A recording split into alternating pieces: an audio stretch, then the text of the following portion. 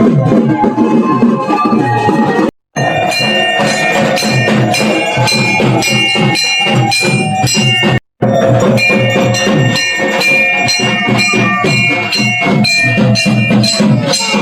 তার পয়সা নেই, দেখো আমার বন্ধু পয়সা দিছে।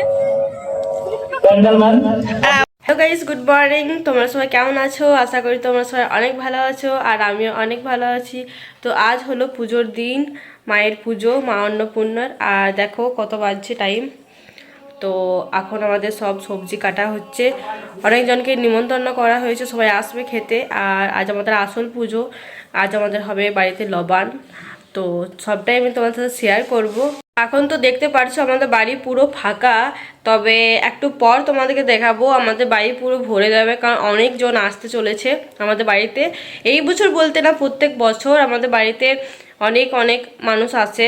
তোমরা হয়তো ভাববে যে কি পুজো, তো তোমাদেরকে বলে দিই, মা অন্নপূর্ণ পুজো। এই যে দেখছো, এই যে আমাদের ঘরের সামনে যে ফটোটা রাখা আছে, এটা হলো মা অন্নপূর্ণ। এই মা অন্নপূর্ণ ঠাকুর, এটা মা অন্নপূর্ণ ঠাকুরই আজ পুজো। আজ কাল পরশু 3 দিন পুজো হবে। তো আজ হলো মা অন্নপূর্ণ পুজো, তাই মা এখানে নানান ধরনের সবজি কেটে রেখেছিল, কারণ আজ আমাদের বাড়িতে অনেকজনকে ইনভাইট করা হয়েছে, সবাই আসবে আমাদের বাড়িতে রাতে খাওয়ার জন্য। আর এখানে বাবা দেখো মাছ ধুচ্ছিল। আর এখানে 1 কেজি 2 কেজি না, এখানে 5-6 কেজি মাছ আনা হয়েছিল। আর তোমরা বলবে পুজোতে মাছ কেন, কিন্তু বন্ধুরা আমাদের এই পুজোতে মাছ রান্না হয়। আর আমাদের বাড়িতে অনেক লোকজন এসেছিল, এখানে আমার ছিল বুঞ্জি। আর এই দেখো বন্ধুরা, এখন আমাদের আনা হচ্ছিল বাড়ি।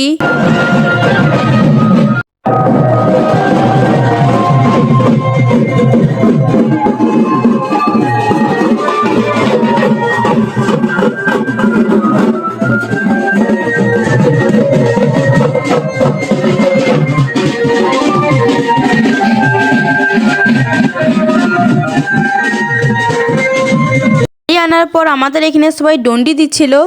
আর এই হলো বন্ধুরা আমাদের মায়ের প্রতিমা। আমাদের দুর্গাপুজো অত ধুমধাম করে মানানো হয় না, কিন্তু এই অন্নপূর্ণ পুজোটা 3 দিন ধরে অনেক ধুমধাম করে মানানো হয়, তাই অনেক লোকজন দূর দূর থেকেও আসে। এটা হলো আমার বান্ধবী আর বুঞ্জি। তারপর আমি বাড়ি চলেছিলাম। বাড়ি এসে পরে 2 জন এখানে ডান্স প্র্যাকটিস করছিল। ওরা ছাদে ডান্স প্র্যাকটিস করছিল, আর আমরা চলেছিলাম একটু ঘুরতে, কারণ আমার বুঞ্জি অনেকদিন পর এখানে এসেছে, তাই বুঞ্জিকে দেখাচ্ছিলাম জায়গাগুলো।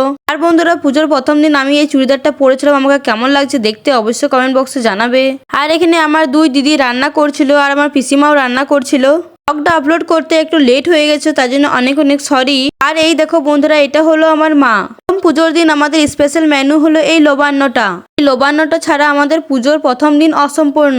এই দেখো সবাই হাই বাই করছিল। তারপর আমি চলে গেছিলাম মন্দিরে, কারণ আমি উপোস ছিলাম। পুষ্পাঞ্জলি দেওয়ার জন্য আমি আবার চলে গেছিলাম মন্দিরে।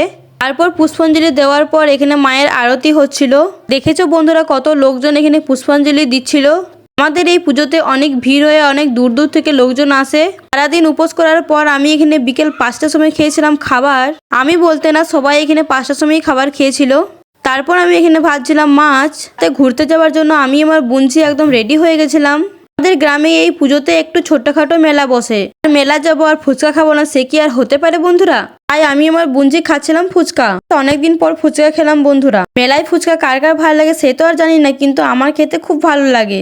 সবাই মিলে কিনে ফুচকা খাচ্ছিলাম। আমার এই ভিডিওটা বুনি বানিয়ে দিয়েছিল। খাওয়া হয়ে গেছে গাইস, আমার কাছে আর পয়সা নেই, দেখো আমার বুঞ্জি পয়সা দিয়েছে।